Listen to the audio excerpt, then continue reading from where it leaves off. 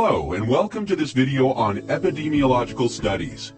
We're going to have a quick look at epidemiological studies, what they are, a few different types of studies, their advantages and disadvantages. First of all, what is a study? Well, simply put, a study is a scientific process of answering a question using data from a population. It can be any question. For example, does smoking cause cancer? Is there more disease in an area compared to another? Or what food is responsible for causing an outbreak? So the first thing to do in any study is to have a study question. What are we trying to find out? Then we need to figure out what the best type of study is that would help us answer the question. Once we've decided on a study type, we need to do the study, collect and analyze the data using a suitable statistical method. Then we need to interpret the results to make sense of it all. And finally, we need to report the results of our study. Importantly, all studies need to be done in an ethical way. Now let's have a look at a few different study types. An ecological study is a type of study where measurements like disease rates and information about exposures are made on a group of people. The groups can be as small as people in a house or as large as people in an entire country. It's important to remember that results and conclusions from ecological studies apply to a group and not to individuals. Ecological studies are useful for comparing the health of populations in different places, such as measles rates in Australia and New Zealand, or at different times. They're also useful for generating questions and highlighting issues that can lend themselves to future investigations or studies. A case series describes the characteristics of a group of people who have the same disease or the same exposure. The aim of this is to understand the demographics, clinical presentation, prognosis, or other characteristics of people who have a particular disease, or describe something unusual. For example, in the early 1980s, the occurrence of an unusual pneumonia in men led to the recognition and identification of HIV. A cross-sectional study takes a selected population and measures health information at a given point in time, giving a snapshot of their health. It usually involves asking participants a series of questions using a questionnaire. Health surveys that collect health information about people in a population is an example of a cross-sectional study. Because these studies commonly measure how many people have a disease at a particular point of time, they're also called prevalence studies. It's important to make sure that the selected population is representative of the total population. Cross-sectional studies are relatively inexpensive and easy to conduct compared to other studies. They can provide information on multiple exposures and outcomes and are a good way of assessing the health needs of a population. However, because the information is collected at a single point in time, it cannot be used to determine whether a particular exposure caused the disease or not. A case control study starts off with cases. These are people with a disease. It uses a comparison group called controls, who are similar to cases but do not have the disease. Then both groups are asked about their previous exposures to different risk factors.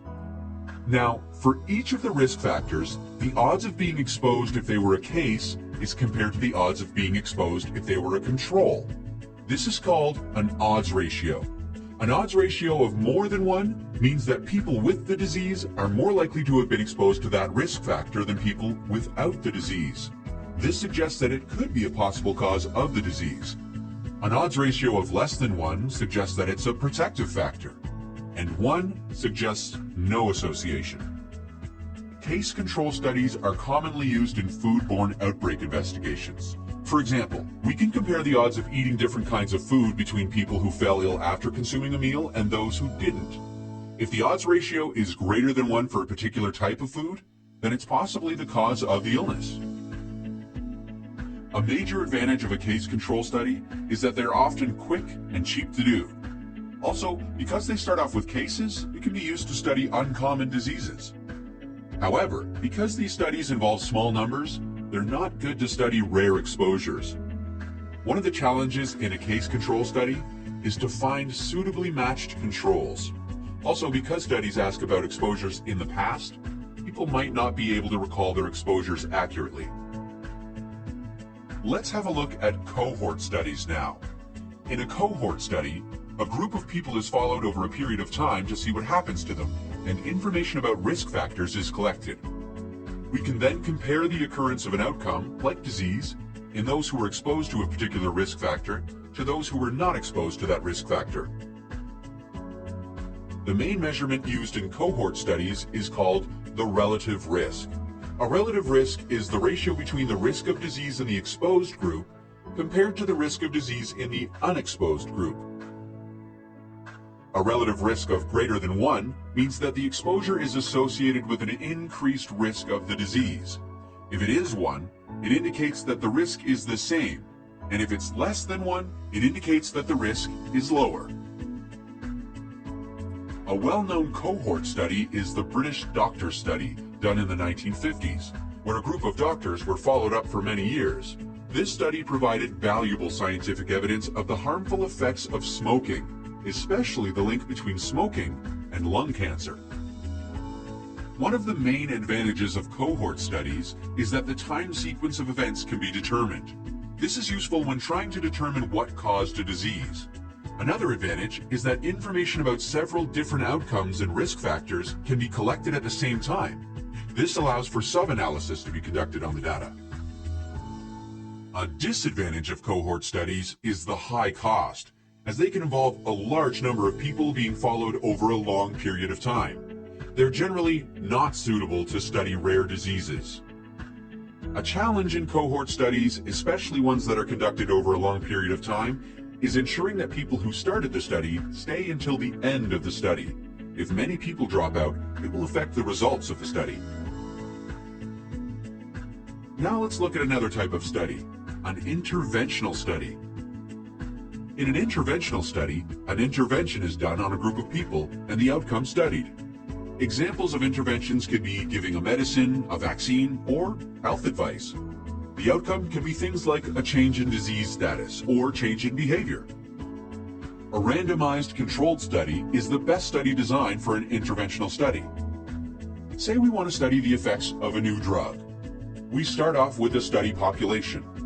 People are then randomly allocated to be in the intervention group, where they receive the drug, or in the control group, where they don't receive the drug. Then, after a suitable time period, the outcomes in the two groups are assessed and compared to see what effect the drug had.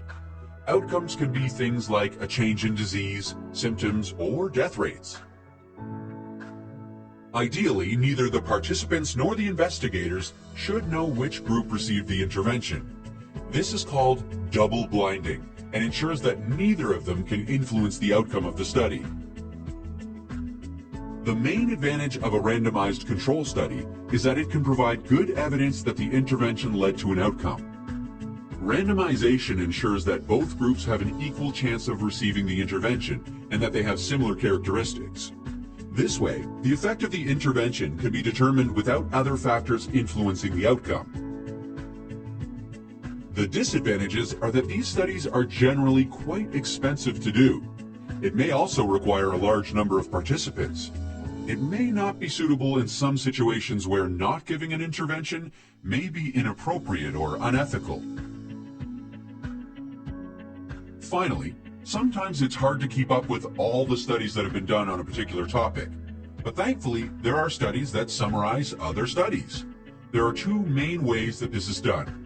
A systematic review systematically identifies all the relevant studies on a particular topic, assesses the quality of each study, synthesizes and interprets the findings, and presents an impartial, unbiased, and balanced summary of the evidence.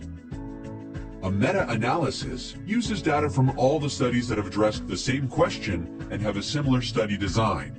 It then uses the data from these studies to do a combined statistical analysis and produces a single summary result. And that's an overview of some of the commonly used epidemiological study types.